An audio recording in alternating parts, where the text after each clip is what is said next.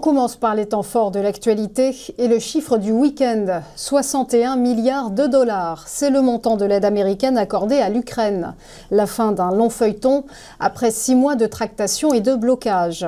Une enveloppe votée par la Chambre des représentants est destinée à soutenir Kiev dans son effort de guerre contre la Russie. Le président Volodymyr Zelensky s'est évidemment réjoui de la nouvelle, affirmant sa reconnaissance envers les parlementaires et estimant que cela permettrait de sauver des milliers et des milliers de vies. De son côté, le président du Conseil européen, Charles Michel, a salué le vote de l'aide cruciale attendue depuis longtemps. Le plan bénéficiera également à Israël et Taïwan. 34 milliards leur seront spécifiquement alloués. Demain, ce sera au tour du Sénat américain de se pencher sur ces fonds exceptionnels. On poursuit avec la petite phrase du week-end. Sauf surprise, les tensions géopolitiques au Moyen-Orient ne devraient pas perturber le calendrier de la baisse des taux de la BCE. Déclaration de François Villeroy de Galhau au quotidien Les Échos. Alors que la Banque centrale européenne a laissé entrevoir son pivot monétaire pour juin, le gouverneur de la Banque de France a indiqué qu'il ne fallait pas trop attendre. C'est le sens d'une première baisse début juin. Elle devrait être suivie d'autres selon un rythme pragmatique, a-t-il affirmé. Au sujet de la guerre entre Israël et le Hamas et des tensions entre l'État hébreu et l'Iran, François Villeroy de Galhau a mentionné qu'en cas de choc des prix pétroliers, la BCE devrait l'analyser pour sa politique monétaire afin de voir s'il se répercute à la fameuse inflation sous-jacente ainsi qu'aux anticipations d'inflation. On termine avec le mot et l'événement du week-end pour l'univers du Bitcoin. Halving. C'est dans la nuit de dimanche que le phénomène a eu lieu, comme tous les 4 ans. Concrètement, le rythme de production du Bitcoin a été divisé par 2 et les mineurs ont vu leur récompense réduite de moitié. Selon la volonté des fondateurs de la monnaie virtuelle, les bitcoins sont ainsi créés de manière dégressive toutes les 210 000 unités, soit approximativement tous les 4 ans. Avec le halving, la star des crypto-monnaies devient donc moins rémunératrice pour les mineurs, mais son cours demeure avantageux.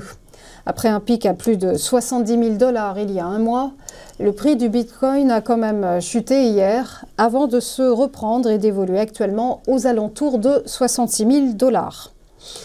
On passe au point bourse, le rappel de la clôture des marchés vendredi dernier des places européennes en ordre dispersé, avec un statu quo sur le CAC 40, moins 0,01%. La cote parisienne s'établit à 8022 points et a rendu moins 0,28% en bilan hebdomadaire, au terme d'une semaine sans éclat. À Francfort, le DAX a perdu moins 0,53% à 17 742 points et sur l'ensemble de la semaine, c'est un recul de moins 1,45%. À Londres, en revanche, le FTSE s'est apprécié de plus 0,24%. Il pointe à 7 895 points.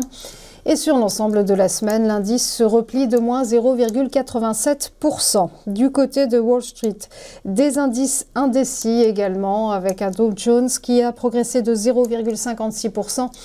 Et en hebdo, il a avancé de 0,67%. Pour sa part, le S&P 500 s'est contracté de moins 0,88%, passant sous la barre des 5000 points et il a décroché de moins 1,87% sur la semaine.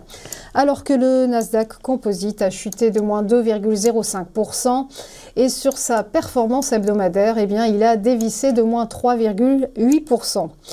Par ailleurs, après un fort rebond en début de journée, les prix du pétrole se sont stabilisés vendredi dernier et ont reculé la semaine écoulée. Le baril de Brent se négocie à 87,33 $ et a lâché moins 3,36% en hebdo. Quant au cours du WTI, il a reflué de moins 2,89% sur la semaine et pointe à 83,19 $. Du côté des devises, enfin, l'euro s'affiche à 1,0656 face au billet vert avec un gain de 0,29% sur la semaine. Enfin, le Nikkei a terminé ce matin en hausse de 1% tout rond, un rebond après une semaine dans le rouge. On va marquer une première pause et se retrouver juste après pour ChronoCAC et l'ouverture des cotations. À tout de suite.